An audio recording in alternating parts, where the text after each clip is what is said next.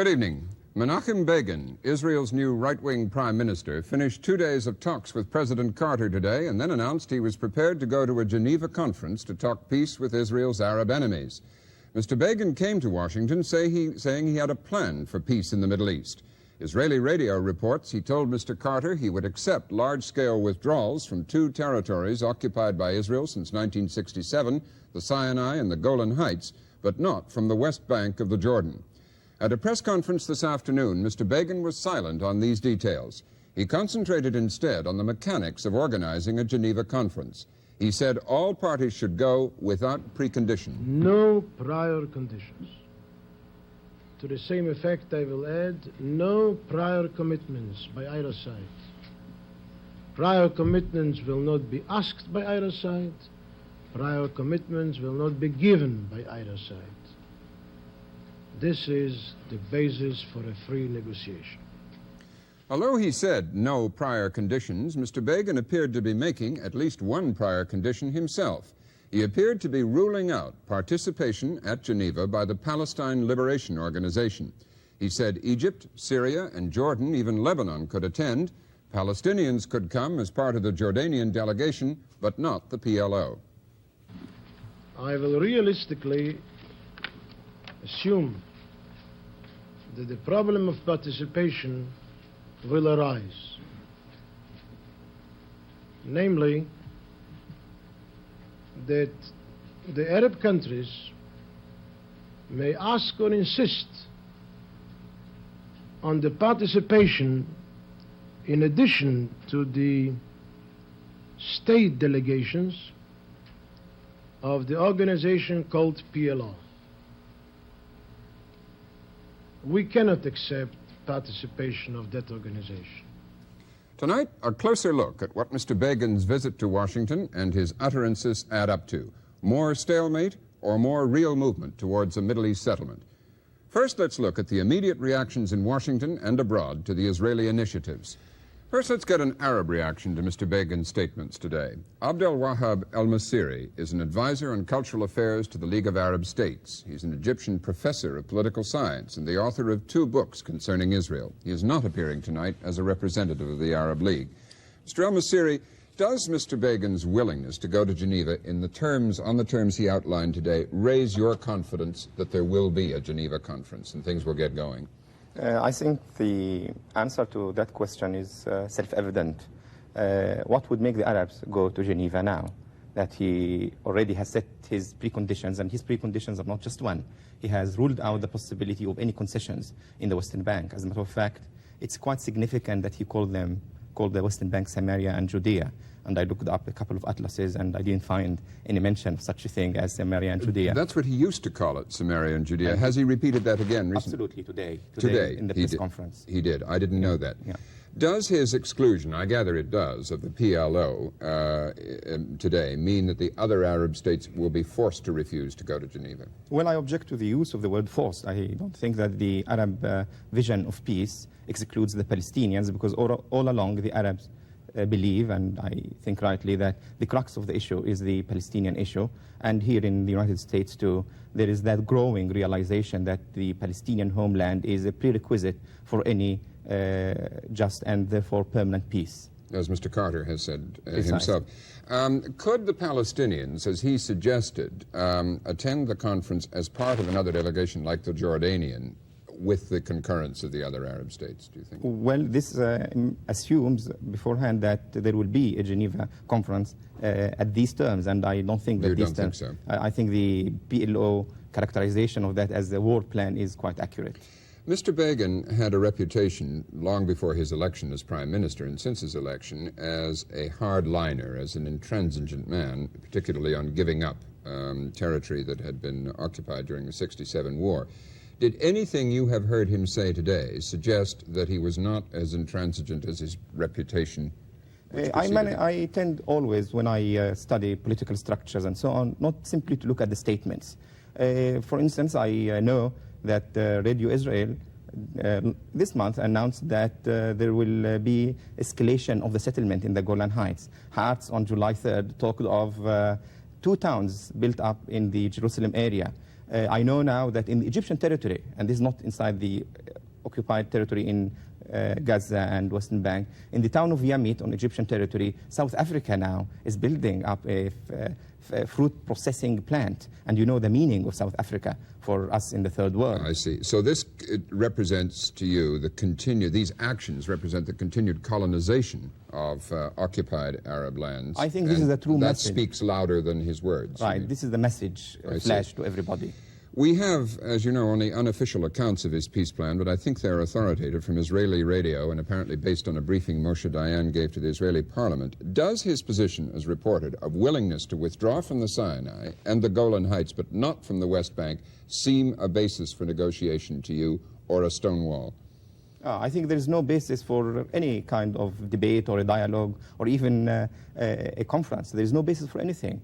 I think Mr. Begin has, after all of the fanfare announcing the peace plan, came up with something that is absolutely disappointing. And as you pointed out, it focuses on mechanics, on procedures, without any announcement of general principles. Is he willing to abide by UN resolutions, for instance? Is he willing to abide by the principle of the inadmissibility of acquisition of territory by force? Is he willing to coexist in peace? And what's his concept of security? Why should he predicate the concept of security on territorial imperative at a time where, say, the Scud missile has a range of 184 miles? It could be, if it is deployed in the Damascus area, Damascus plains, it could reach the civilian centers in Tel Aviv. Does this mean that to guarantee Israel's security, Israel would have to annex Damascus? I mean, miles, it's a very obsolete concept of security. Finally, the Palestine Liberation Organization in Beirut called this reported plan a war plan and not a peace plan. Do you think that is how the Arab states will read it, or is that just the most extreme reaction?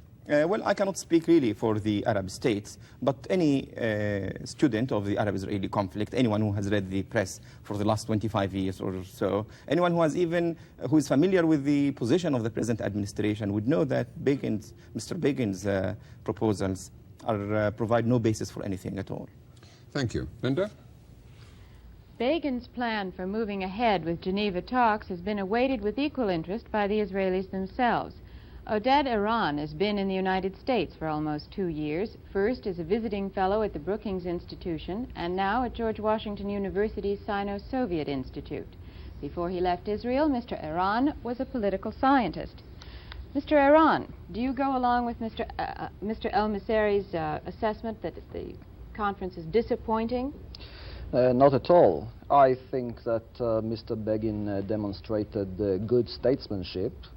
I think he has come a long way since his election victory in Israel. He was expected by everybody to annex the West Bank, to enforce the Israeli law in the West Bank, and maybe to approve massive Jewish settlement on the West Bank. Instead, he chose to represent a broad consensus of the Israeli public opinion, and I believe that he represents a broader consensus than his coalition government in Israel. And this is, in fact, I can say that there has been no change, no practical change, maybe a change of style, but no practical change since the last government. His plan offers a flexible, reasonable framework for discussion, and I think it will be an historical mistake on the part of the Arab leaders and on the part of the Arab states really not to take it, because Mr. Begin is a strong leader. He is capable of making tough decisions. He is probably the strongest since the time of David Ben-Gurion, and I think he offers a real opportunity for meaningful peace between Israel and the Arabs. Well, now, this proposal doesn't yet speak to the issues in dispute. How will that be received at home in Israel? I think it will be received very well.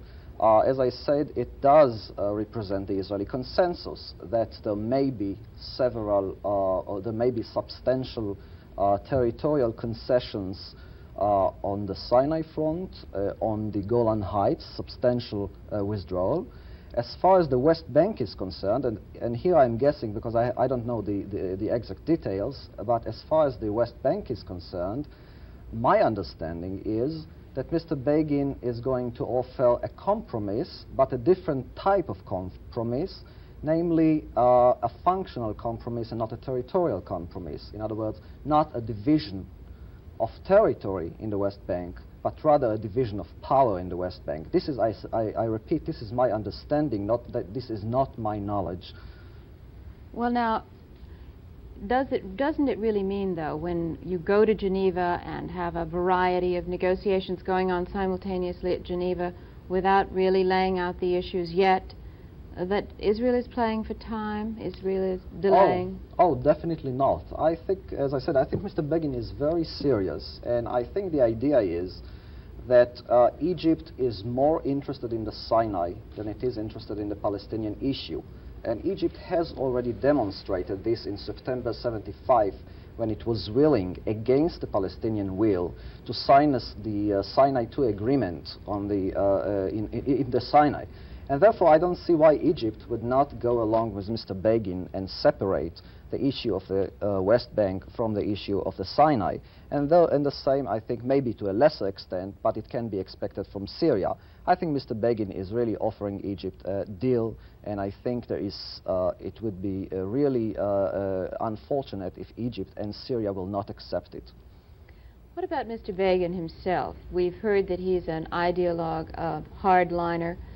We've heard that he could be a crafty politician capable of some kind of surprising compromise. Which Begin did we see today? Well, we have definitely seen both Mr. Begins. Mr. Begin is definitely a true believer in the Zionist idea.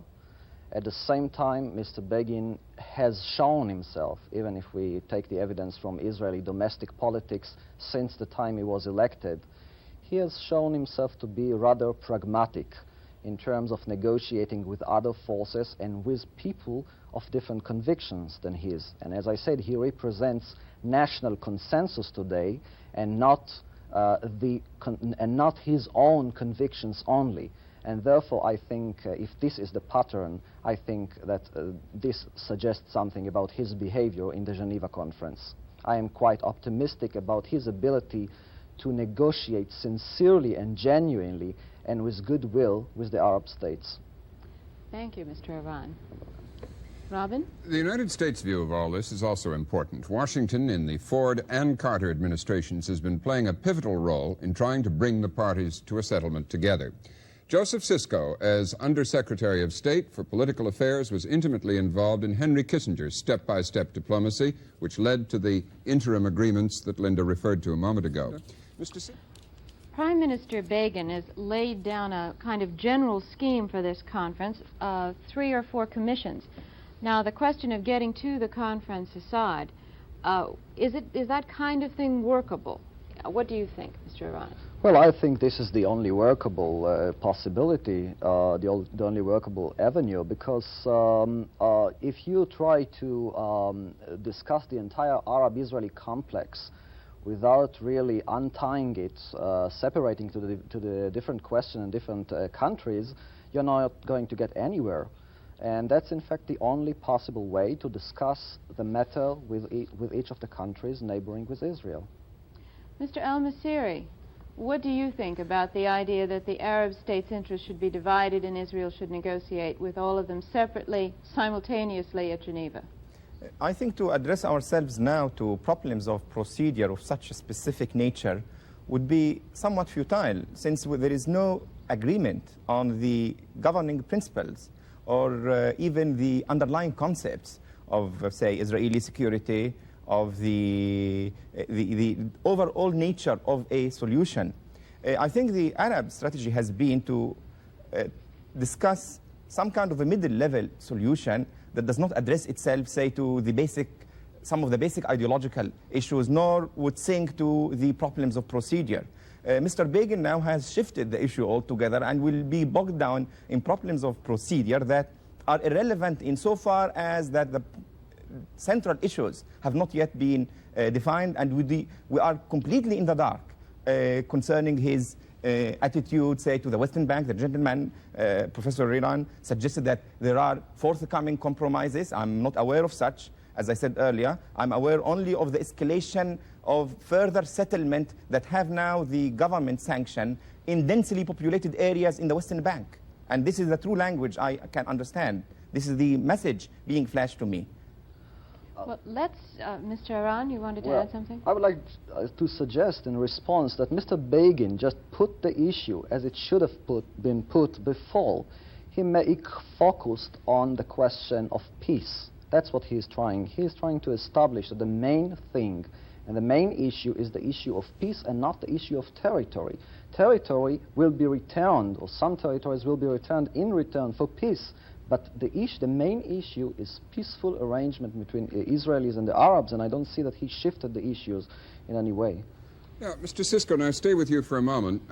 Obviously, Mr. Begin's visit is going to raise another storm of rhetoric all around the Middle East. It's begun to already. But when that's settled down, the dust has settled down again, say around the time Mr. Vance makes his visit there at the beginning of August, will it appear then that we have advanced at all as a result of these few days in Washington, or have we not moved anywhere? I think that it will appear that it will be an advance in the sense that Israel has proposed specifically a date for a Geneva conference. It will be considered in the Arab world as a stalemated aspect as it relates to, one, the procedural question of Palestinian representation, and secondly, the continuing gap on the substance of the overall settlement. Do you agree with that, Mr. al-Masiri? Well, I think the Palestinian question would be procedural if Mr. Begin had made some statements concerning the principle. Yeah, but on the question of will we see, when the dust has settled down, everybody's had their say, will we see that we've got somewhere, or we're where we were before Mr. Begin came to Washington? No, frankly, I think we'll see more question marks. More question marks. Question marks. Let me raise this other prospect. A number of people have been saying for several months that, taking the most pessimistic scenario, they saw a possibility of another war in the Middle East. Where are we on that? Are we more likely, less likely, or no different? Well, I think given the question marks and given the fact that the causes of the conflict are still there, displaced people, occupied territory, I don't see any reason why shouldn't the dialectics of the situation lead inevitably to some kind of war, which I hope to be forestalled, but given the same causes, we'll have the same results. Mr. Aran, do you read it that way? No, I'm cautiously optimistic that we will make some progress concerning Geneva.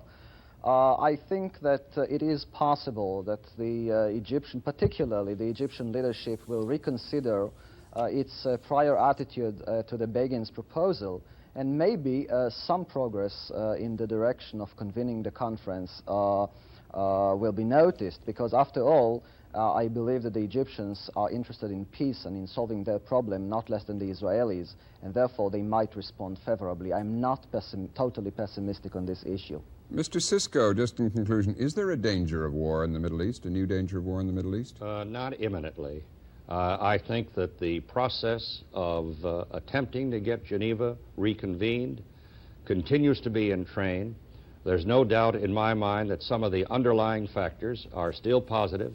Both sides are sick and tired of war. Both sides have experienced successful negotiations in the interim agreement. I think both sides would like to find a peaceful way, but obviously the mistrust continues, and no one has predicted that this is going to be an easy job.